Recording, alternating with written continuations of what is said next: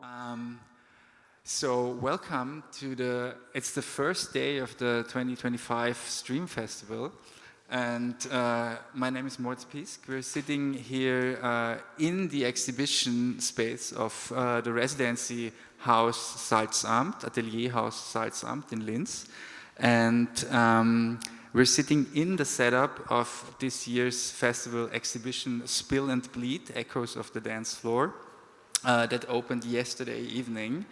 And first of all, I'm really happy to introduce our guests today.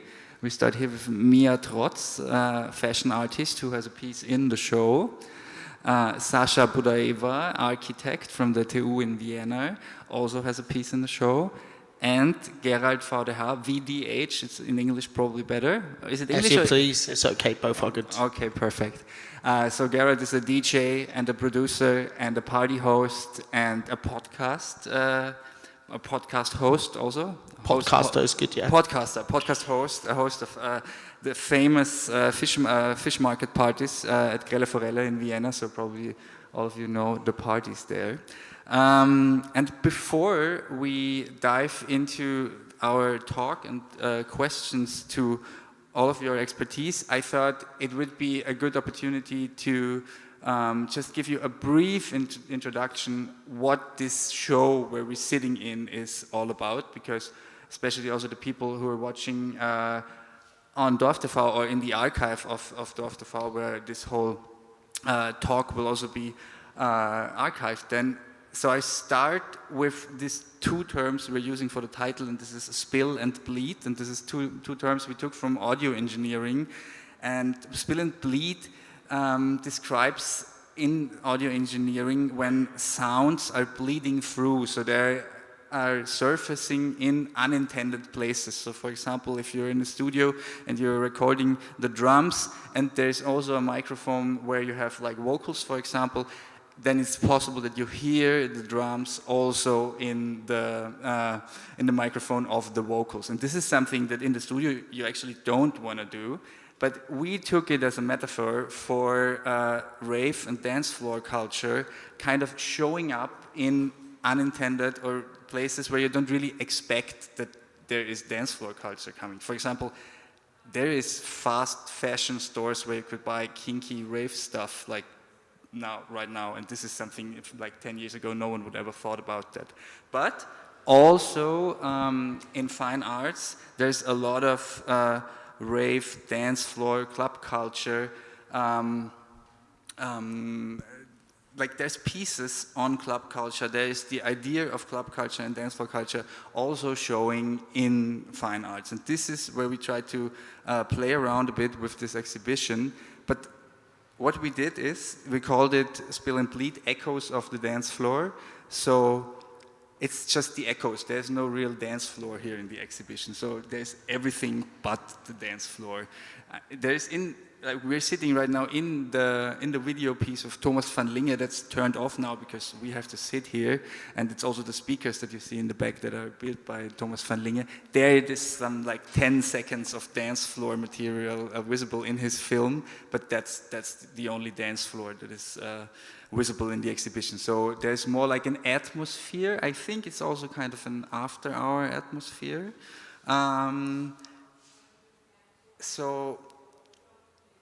The exhibition is running till the 13th of June, so there is plenty of time to see it. Also during the festival now we have extended opening hours till 9 in the evening, so also after the talk now there's like probably an hour of like disassembling our living room setup here, and then the exhibition is back home. So maybe during some concerts or before you're going to see Gerald's DJ set tonight, you can still come here and check out the exhibition. So I think that gave us like a short and brief overview of the exhibition. So, and that brings me now to my first question, and to our first guest. So as we heard so much about the exhibition already, I want to start with a question with you, Gerald. And it's a super easy one. What makes a good dance floor experience for you? Well, I've got to keep out all the nasty stuff then. But yes, like a good dance floor experience is like kind of a safe space. So it's very important that you feel safe, or let's call it safer, because you're never safe in life. For me, still, like I'm old school, music is very important. It should be an inclusive place where you feel included, where nobody has to feel like they're not a part of it. You feel like a part of something bigger. And for me, it's very important that it's dark, that you can, express yourself without having all eyes on you. But there's different types of dance floors, of course. So that's my ideal vision of a dance floor. It's dark, and it's probably wet from sweaty people around me. And yeah, we can express ourselves and, just let ourselves go in the truest meaning of the word. A dark, sexual, wet utopia. Yeah, I think this point, dark, sexual, wet utopia, is also one of the motives that is showing up in fine arts, because this is where it's getting interesting to look for translations into other media, like grasping from the idea of this, like also really utopian idea of a safer space in a club, and this is where people also try to do art on. Is there places in Vienna where you find those dance floors that are described as your like favorite or perfect dance floor situations? Well, of course I'm going to promote my parties now, aren't I? So yeah, I think what I just described is what we are trying to do at my parties, which are mostly hosted at Grelle Forelle, but there's other fine, nice, beautiful clubs. I think that's one of the best ones in the world for me, and I'm traveling the world DJing. Grelle Forelle must be one of the best ones in the world, but in Vienna we have a couple of good ones. And I mean, it's best to try out all of them and then just find the one that's the best for you. Mm-hmm. Mm-hmm. I mean, it's a 2 million city, of course we have some cool clubs. I mean, it would be disgraceful if we hadn't. Yeah. And it's probably also really interesting for the dance floor and club scene and also raving scene here in Linz, because there's a newly founded club commission also here in Linz, and I think there's a lot of like fighting for club spaces, and there's like ideas of new spaces, because to be honest, there's probably not a real club here in Linz. There's like super nice spaces like Capu, and there's nice spaces like Solaris or Stadtwerkstatt, but they all wouldn't describe themselves as clubs. So this is also what the people from the club commission, I think, are really keen on like finding. But for its size, to be fair, I mean, Linz has got some good stuff going. Yeah, 100%. And I'm playing tonight at Solaris, and it's a bar. Yeah. But it turns into a dance floor later, and I do get a club vibe there. Every time I play there, I've played a couple of times, I've always got a club vibe. So I would say that counts. Yeah. For something. Yes. Maybe that's the perfect opportunity to switch over to Sasha for a moment, because you did a lot of research on the architectural perspective of club culture, and especially on the clubs in Vienna. So in the exhibition back there, we have a huge book, and this book is it's a glittery book, it's a bit like a disco ball book, and it's called Atlas Vienna After Hours, and it's like one of the products that came out of your course you did at TU Vienna at the Department for Gestaltungslehre. I think is it right? It's just Gestaltungslehre. Also it's called English, Gestaltungslehre and Design. And design, right. And I think you did that project last winter term, so maybe you can give us a bit more background information, what you did there and why we have this book in the show. Yeah, so the idea of our chair is to, like every winter semester, to investigate the city of Vienna and investigate the city for different perspectives. So this, like last winter semester, we thought that it would be interesting to make a research about different communities.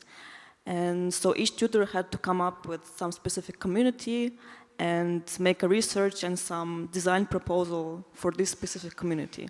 So we were talking with our professor, Pierpaolo Tamborelli, what could be interesting to investigate, and we thought about club scene in Vienna, which we knew nothing about, so it was an interesting topic and exciting topic for the students.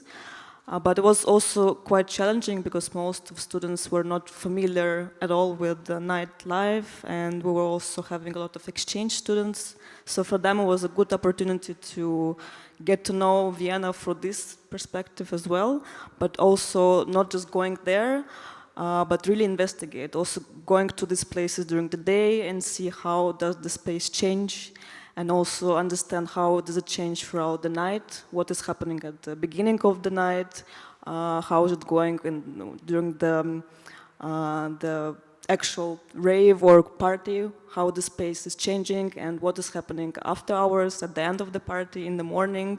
So we were also thinking about what could be the first task, and we came up with these empirical maps where students will have to go and we'll also write an essay about one night at some specific club and just try to investigate this space, keep on going there like 1 week after another during different hours, thinking about how the space work and what are the materials there, how does this influence the atmosphere, or is it even important or not?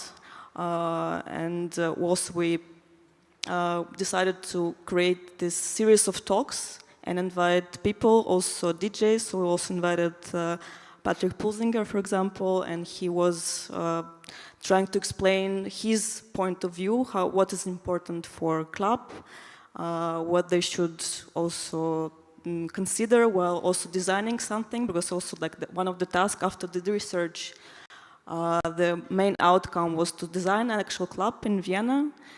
And that was, I think, a great starting point to make this survey of clubs, to just understand, dive into this topic and understand what's important, what maybe is missing. And that was the main goal of this first stage of the semester. And did you find some like aspects, or did you define what is a club? What is the club? It was the main conclusion was that it really depends on the scale, and it really depends on also the position, like the location within the city. Because in the first district, in the center of Vienna, those places were operating in one way. If you would go to Arena, for example, it's completely another scale and completely another program. So it was really, like, this survey showed us that we have this wide range of clubs, and it's just really important to understand what's the purpose of the club. And so this also the atmosphere when we're proceeding with the project stage, we're discussing a lot about the specific idea of the club, maybe also the name of the club, because it's not just designing a space, it's also creating some specific atmosphere. And the students were creating this, like, also story behind each project. But what probably connects all the spaces that are in the book and in the Atlas Vienna After Hours is that all the spaces have a dance floor. Yes. I think that's and a permanent dance floor. It's not something, because there's also sometimes like bars, and on Fridays there's like dancing, but I think all of the spaces have a dedicated dance floor that is there in the club, and it's the dance floor, right? Yes, exactly. And there was one really important part of the discussion, because while talking to different experts and while just investigating different clubs, my students came up with this conclusion that it's important to have a flexible space and also be able to create different types of dance floors and different types of also space for a DJ. So he could also, like, each DJ could also change a bit the space according to his or her own needs. Because for example, Patrick told us that for him it's important to not be seen so much.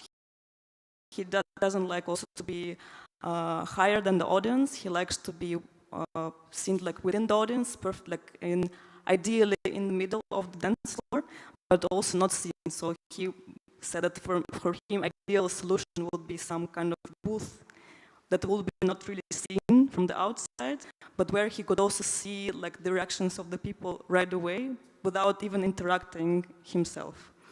So what was really interesting, also point of view. Gerald, is this something you can relate to? Well, I want to be seen. Yeah, no, there was this time in rave culture where everybody thought it was the best idea to cover, like, we put up like the camouflage kind of nets and stuff in front of the DJ. I think there's different types of people, but I like to interact a lot. But I do not like people who interact over the top. It's a fine line, you know what I mean? But I personally, I want to be seen. I'm giving everything. I'm giving my heart, my soul. I'm kind of, you know, doing something with the people. We're having a moment there. It's like we're having something physical, but also something musical, something artsy. So we have to see each other, for me. But I mean, some people like dark rooms and stuff where you don't see each other when you do beautiful things. So it's a matter of taste. Yes, definitely, I think so too. And basically, I think in most of the clubs right now, the DJs are kind of visible at the moment, right? It's more the trend to have like visible DJs. Most of the times, yes. Yes. But he said that just for him personally, it will be interesting to have this opportunity to see the audience without interacting and just seeing like how music changed their, I don't know, the way how they dance, the way how they feel the space. But it's like, since every DJ has his own views on how it should be organized, that's why it was important for us to create flexible space so that people could also move the DJ booth somewhere in different locations within the dance floors. We tried to create this like different scenarios also within each project. Yeah. That was one of the main goals. Yeah, that sounds super interesting. I'm asking all those questions also a bit with the idea of, it's hard to define what a club actually is, because as we started, or I said something like, okay, maybe this is not a real club, maybe it's more like a bar, or it's a bar club. But I think there is the idea that probably any space can turn into a good club if there's like three factors involved, and one is the space itself, and then that can be open air too. The second is a program, that's the music, and the third thing is the scene, and that's the people who are going there. And I think really closely connected with the scene is also what the scene or the people are wearing if they go to a club, and that brings us to our third guest, and this is Mia Trotz, who has a jacket in the exhibition. Your jacket is called Soft Bomber, and it's your take on the famous MA1 bomber jacket. So maybe you want to walk us through a bit how you ended up showing a really beautiful jacket here in the exhibition. Yes. Or maybe why I made this jacket? Yes. So I was really interested in the bomber jacket because it's a jacket that means a lot to many people from different subcultures. And it has a really, really interesting story of appropriation. But there's always this, and I think it's always worn by people that kind of want to be part of a community or show that they are part of a group of people, but this group of people is separating from the rest of the society.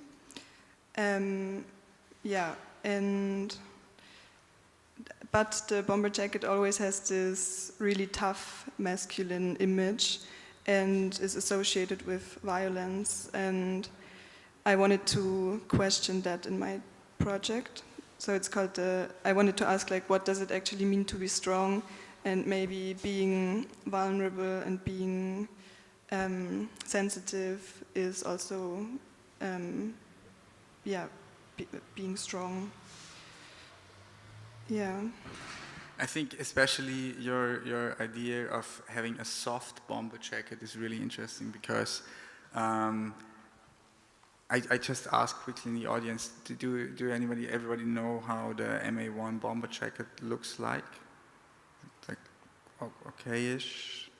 There's like this 1950s developed US Army a jacket that is orange on the inside and black or grayish on the outside. The orange on the inside is made to be more an inside out in case that you're in trouble or have to be found somewhere if your plane crashes. And this jacket went through a long story of being used by skinheads of the right side and also left skinheads. It went through the punk scene, it went through the Netherlands gabber and hardcore scene, and somehow ended up to be something like a uniform also for bouncers on clubs and all over the world. So this is why it's so strongly connected to toughness and also to masculinity. But there's also a change going on over the last years that bouncers and doors of clubs are getting way more female or flinter-based and not only in this masculinity and strongness. So this is also why I thought it would be really nice if we can include your jacket, your soft bomber jacket into this show, because there is a change going on. And maybe, I think the softness of your jacket, just to stick a bit more of the production of your jacket, the jacket itself is really soft. I wore it once. So can you tell us a bit more, because it's kind of a special process where it's made from, right? Yes, so I made the material in Haslach. It's a woven material, and maybe you can explain for a second what Haslach is. Yeah, Haslach is like, it's a textile center in Mühlviertel, so it's 1 hour from Linz, and they used to produce woven textiles there, and they have all those old machines, but now it's not really a big production anymore because there's not really a textile industry in Austria. But I had the opportunity to go there and use the Chakar weaving machine, and the design is I made a frottage of a wall that is falling apart, and it's also because the softness of the jacket, it means I wanted to look through this outer surface that is really like disconnecting you from the outside world. When you wear the jacket, you're like really strongly disconnected, or also maybe hiding in the jacket. So I wanted to look through, and the original bomber jacket has the outer layer that is usually green or blue, then the inner layer that is orange, and it's also a reversible jacket. And then between these layers there's the really soft white material that makes the volume of the jacket. And I wanted to look through to the inside to this very soft material of the jacket, and so in my textile you can see the different colors shining through, and it's also it's made with wool, and not only wool but mainly wool, so it's a very soft material. And it has 2 different sides, so the fabric sides, and so now it's a reversible jacket like the original bomber jacket, but it's only 1 fabric. Yeah. And this jacket was worn yesterday evening in part of a performance, and there it also showed how the jacket combines like still the toughness and the heaviness of the MA1, but then there comes the soft part, and I think that was also really well shown in the performance yesterday evening. Do you guys have a MA1 bomber jacket? No, but I will try it on after. Okay, but do you own? No. Okay, and you, Gerald, do you have? I own like 20 or something. Yeah. I thought so. It's really a timeless piece now. I think it's like There's this really famous one that has like a similar concept that says Lucifer, but in rainbow colors. Do you know that one? That's really, really famous. I forgot the name of the. Does anybody know the name of the artist? It's like sold out. I think the artist died as well, and it's super hard to get. So if anybody's selling one, please meet me afterwards. I think it's Ralph Simmons who did it. Yes, that sounds familiar. So I'm gonna go with yes. And that's the one that I don't have, and that I really want, and that one. I guess it's not up for sale, right? No. But amazing. I think Ralph Simmons is a good point to like continue, because what he did back like beginning of 2000s is like to really grasp on Netherlands and Dutch scabber scene, where the jacket was really prominent, and then turn it into high fashion pieces, with, for example, the Lucifer thing, and also printing names of big waves, on the back side of the M1 jacket. But staying with fashion for a bit, Gerald, do you observe a change of fashion on dance floors in the last years? Well, you basically said in your introduction, the type of club culture that I do is techno. And this has gone super mainstream and super sellout in the last few years. So yeah, you can see pieces that like you would have worn 15 years ago to Berghain and like shock people on the street. You can see them now on TikTok, and H&M does them. You can buy them on Amazon. You can buy your leather harness on Amazon for 15 euros, made in China, and then go to your local so-called rave and like show it off. But I mean, that's kind of okay-ish as well, because that's what happens to any type of subculture at some point. Like, you know, Green Day, it's a punk band, they're going to play Unstoppable for 2 days in a row. And yeah, we're just going through this phase now. And, you know, it's going to be rebellious and subculture again at some point soon, I hope. Yes, but do you also think or feel that it changes the atmosphere of the dance floor? Like, yeah, of course it does. For me, there's a reason why most of our guests were black, and the reason is, like, for example, when you go to a Schlager party or a metal party or pop party, then you kind of want to show yourself, you know, a costume party. You want to show yourself, you want to sing along, you want to show, oh, I know all the lyrics, even if you don't, because, like, you know, you're just going to fuck it up anyway. But, like, that's what you want to show. But for techno, it's completely the opposite. You want techno to come over you. You want to be, like, at least I do, and I think many of my guests today, you want to be submissive to techno. Techno is important, you're not. And this has somehow changed through this TikTok techno thing, because that's not techno, that's not the spirit of techno. I don't want to go to a techno party and show myself. I want to, well, you know, I'm going to take off my shirt and I'm happy if somebody goes by like, look at Gerald. But you know what I mean? Like, I'm not at the center of attention. Techno is, and a feeling of unity is, yes, peace, love, and unity. I know it's all, but it is the spirit. And yeah, I think this is why black makes a perfect color, or anything that's dark and not flashy. Like, I don't know how people can wear something super flashy. But then, if you feel like it, do it. I mean, I wouldn't. yeah. Yeah. And I think it's also what Mia said before, that you kind of get, he said something like getting lost inside the jacket and feeling just being by yourself.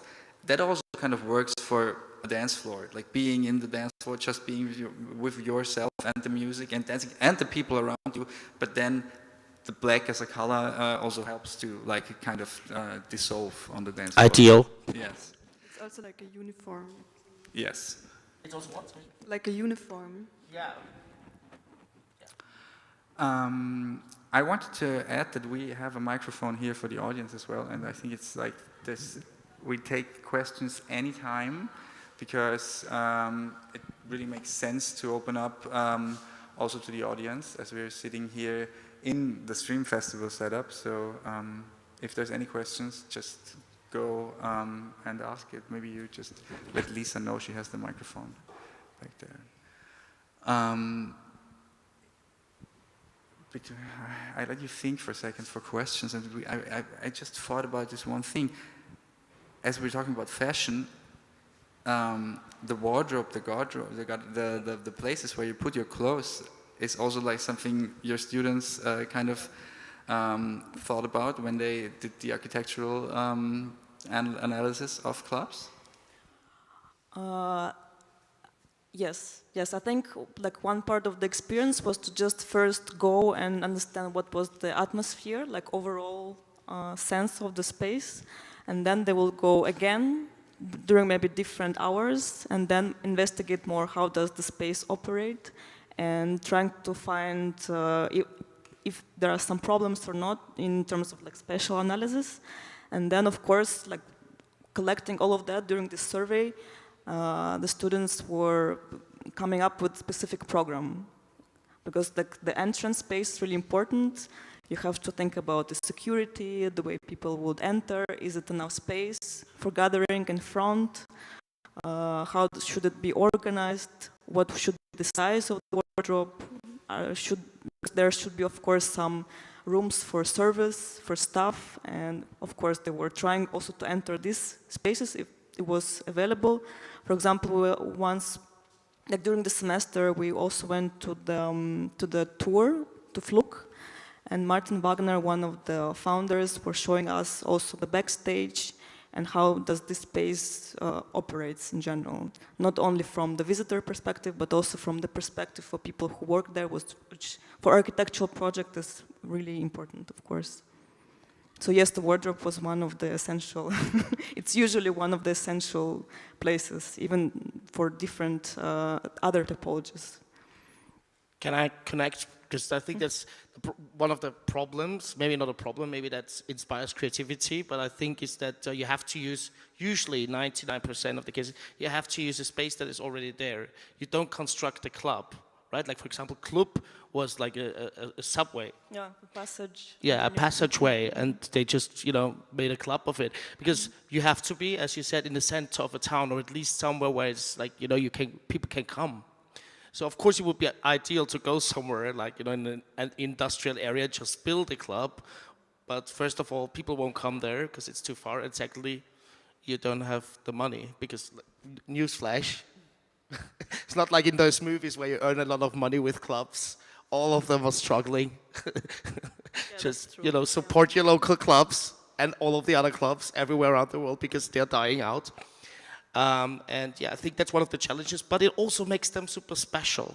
You know, Limelight was a church, Berghain was a factory, Flug was a passageway. So you have to be creative and make the best of what you have. And it comes with its problems, but that's kind of what makes it nice, right? Yes, exactly. And also I could add to that was one of the discussions to come up with some solutions, but also try to be realistic in terms of the budget, because usually these communities don't have enormous amount of money, of course, and that's why it was also important to think about should these clubs operate during the day and what should be happening during the day, because Flug, for example, is not just a club, it's also a community, creative community. They will also organize lectures, workshops, and that's how they also bring more people to the space, and also the money, of course. So it all comes together. Yeah, I think that's really the paradox setting we're in right now, that there's, on the one hand, club culture being like one of the hypes and trends over the last years, and techno culture all over TikTok, and as we already talked about it. And on the other hand, clubs are dying because... But yeah, you know, a week has 160 what hours? 168 hours, I think. And then, like, how many hours do you have to earn money? Yeah.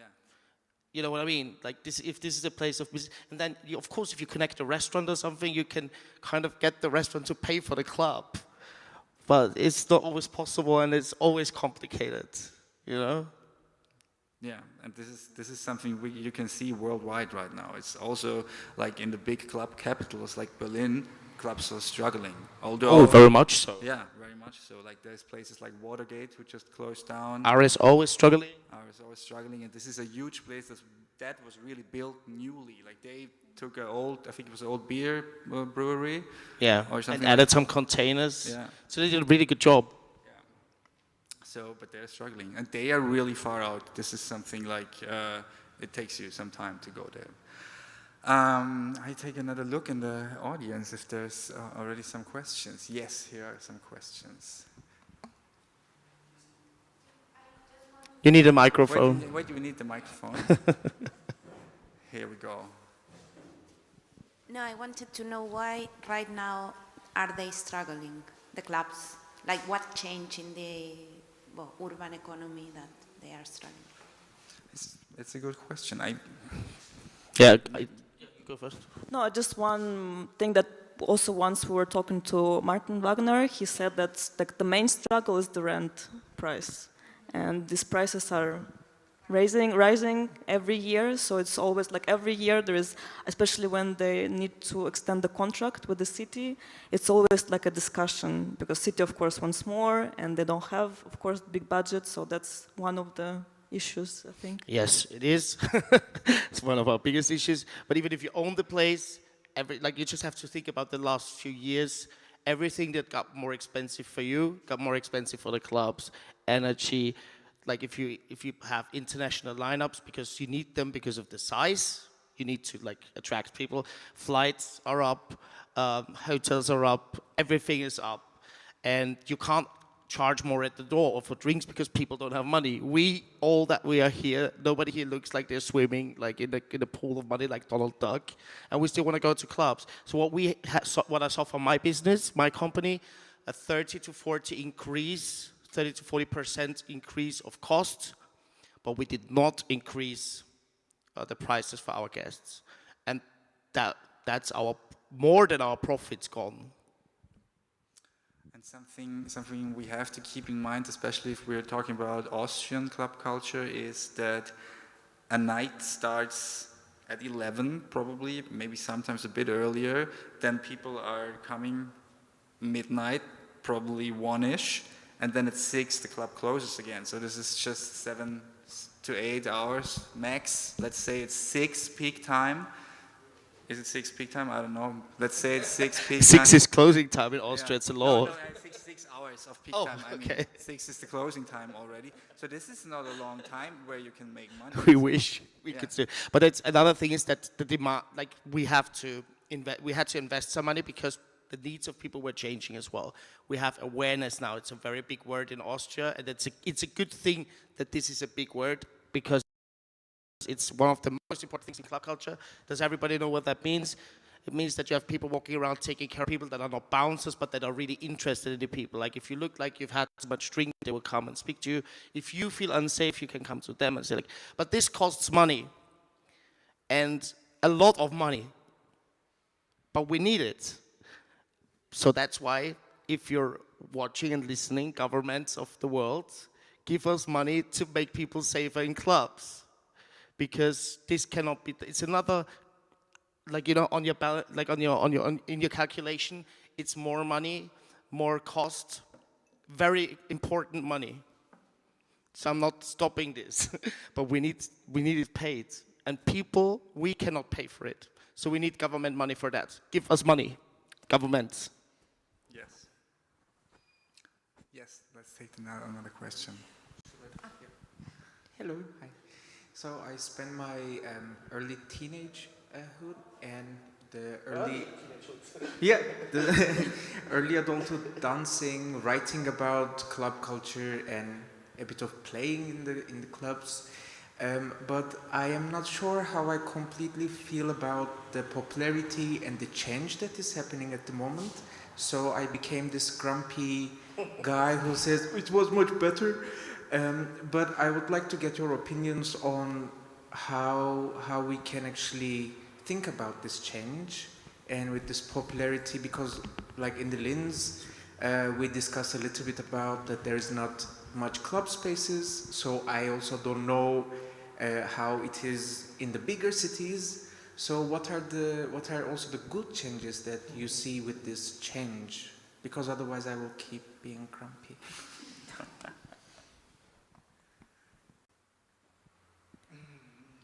I don't know, I think the fact that sometimes some communities trying to activate some buildings which are not, like which are abandoned or not operating, that's a good way to deal with this kind of spaces.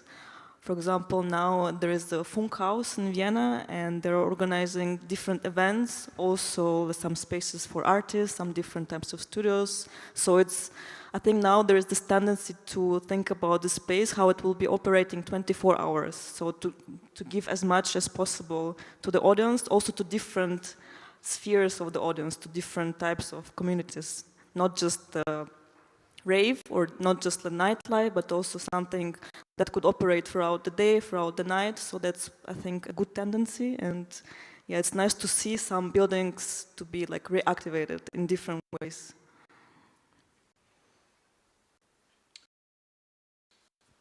And I think right now, I think there's really good parts of having a really popularity with club culture and rave culture and techno culture all over. I think this exhibition maybe is an example. So now things like a really pop music centered festival as a stream festival is doing an exhibition on club culture. So this is something I think I really appreciate.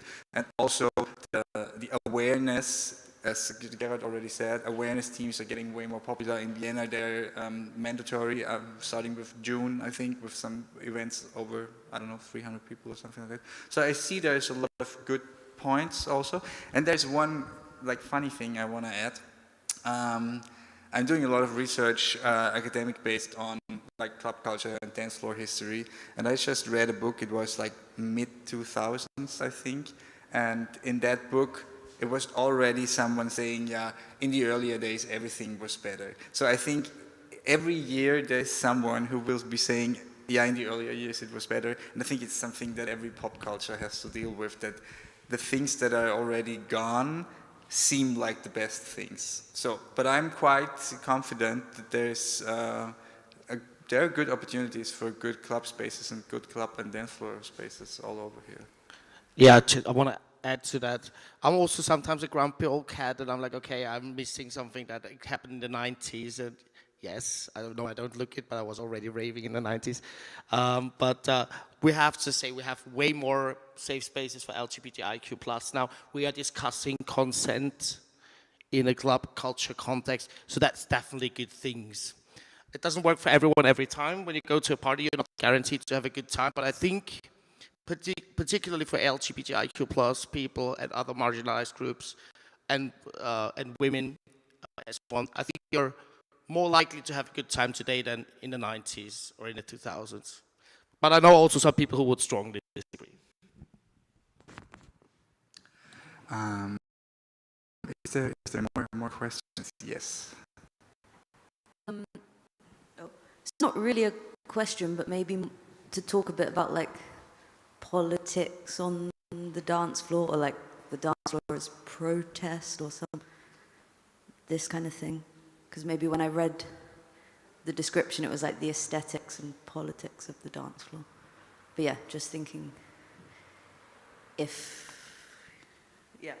So I think the interesting thing with dance floors is they're always, in a way, doing politics. There's politics on the dance floor all the time, although it's not something that there is like lyrics as another pop music where you hear like also political messages, but it's like the coming together of people on the dance floor is political by itself, I think, like dancing together. The whole history of techno music is Afro-American, there's an Afro-American background coming from Detroit, so this is something that often is tended to forget, that the idea of techno was born out of a political struggle in Detroit. So this is something that's always there. Actually, it's this video here with the dinosaurs talking, they are talking about that. They're talking about the physicality of sound, but they're always saying, in everything we hear the history of electronic music. So if there's one beat, we always hear the whole history. So this is probably why I wrote in this little text that there is always the urgency of a political dance floor. And coming back to like the things we were already talking about, how architectural spaces are also structuring how the awareness works in clubs, and how fashion also kind of supports masculinity or fights against toxic masculinity, as maybe your idea of the soft bomber does. So that also brings in the political views of the dance floor, I think.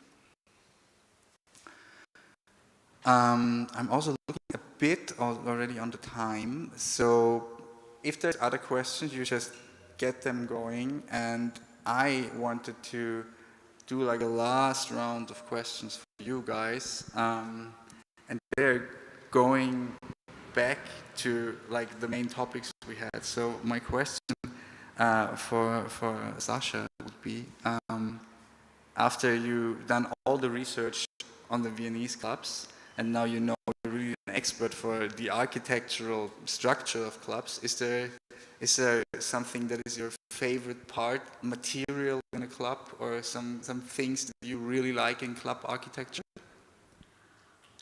Good question. I think it's really depends on the location. It also really depends on the context around, also on the scale. But I think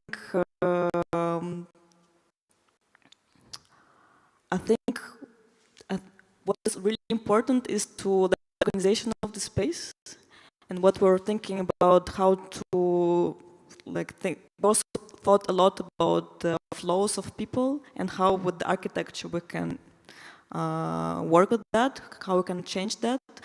And I think one of the most interesting tasks and things that we discussed with students was the bar situation and the counter in general, because the first thing that you see when you go inside is the bar. People usually just go inside and search for the bar first. Sometimes I was just also talking from my own experience. And then, so you get a drink and then you go further and explore the space, the dance floor and the music, etc. So for us, from architectural point of view, was this creating these objects, like the counter of the bar, the counter maybe of the wardrobe, and the counter or DJ booth. So these kind of objects that would also identify each zone, each space. So that was, also the materials of that, should they be different, should they be shiny or not, what kind of appearance they should have, what kind of lighting. So these kind of objects were, I think, one of the most interesting things to discuss, I think, throughout the design process. I never thought about it, but it's really interesting. It's always the counters. It's probably one of the only materials you really touch. It interact mostly, Because I would thought firstly, of course, the floor, the dance floor, but this you probably never really touched the dance floor, just with the shoes, probably. Mia, do you have a favorite piece of fashion besides the bomber jacket that you like to wear on the dance floor? Is there something particular that you would say it's your favorite piece you bring to a dance floor? Or is it just the bomber jacket?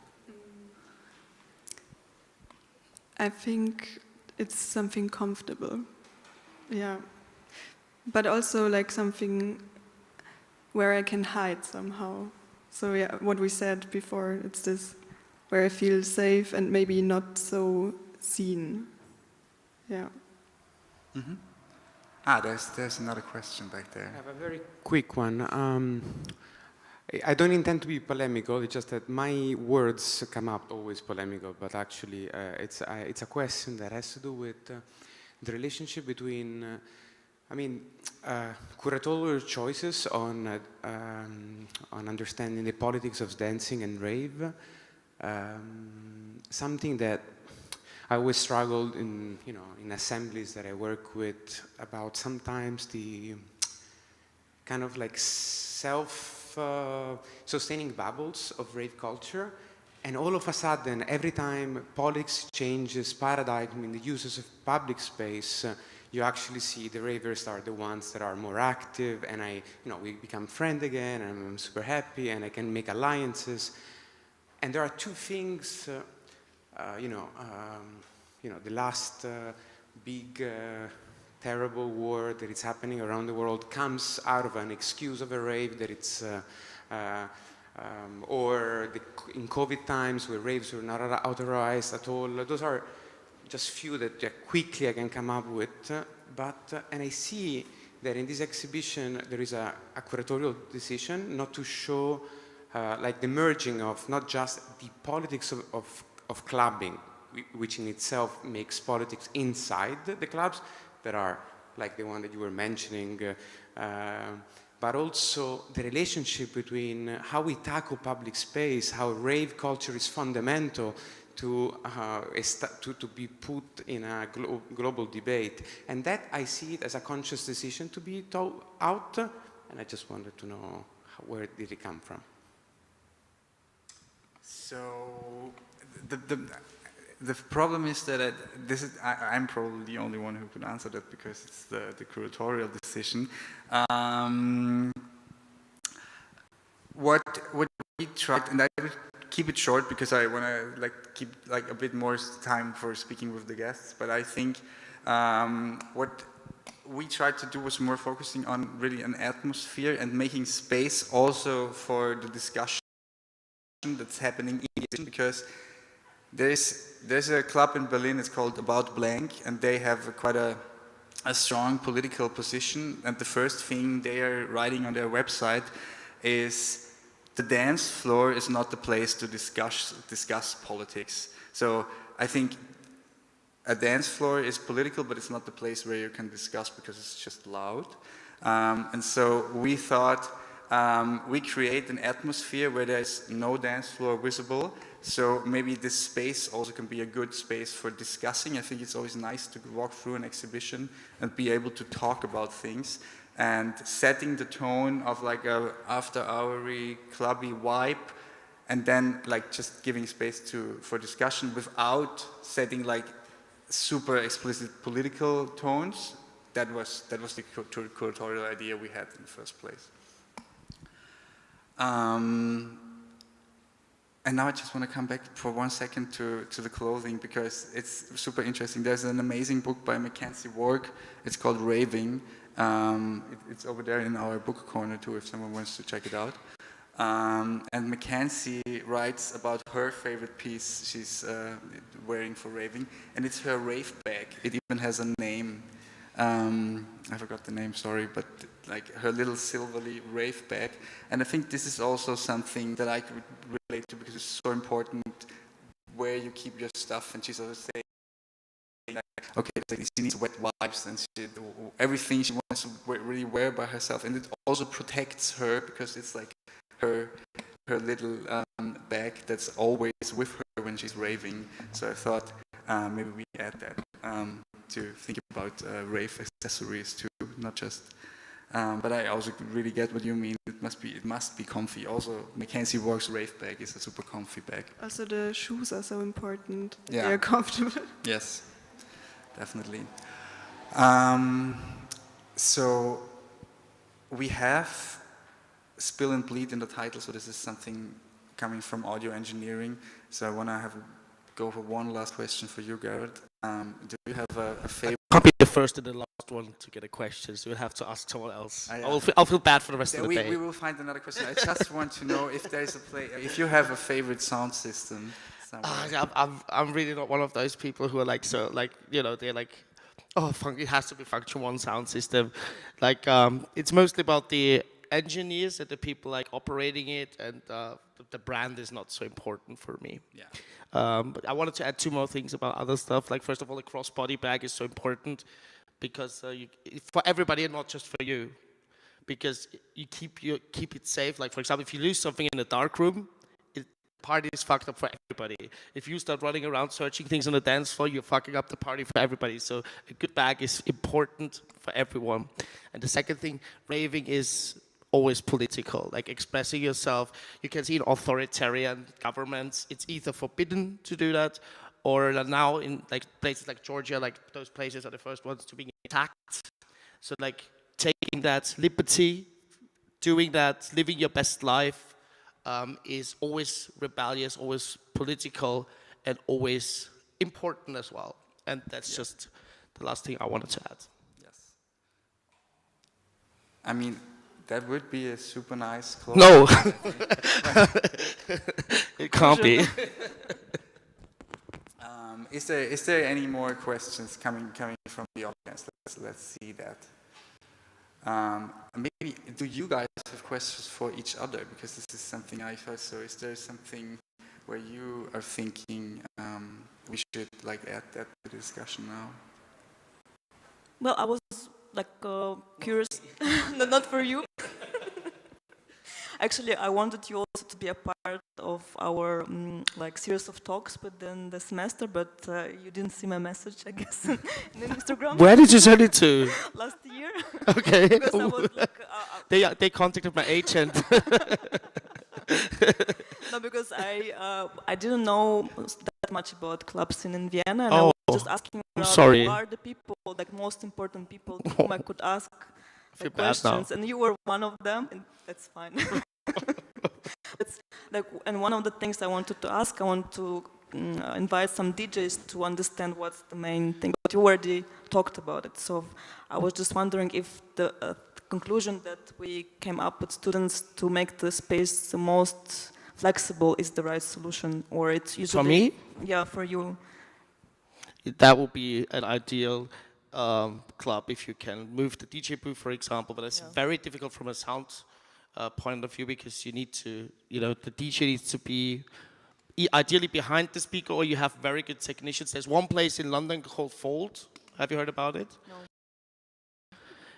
I played there like a year ago, and they put the dance floor in the middle, but they have a sound engineer, because the speakers are everywhere.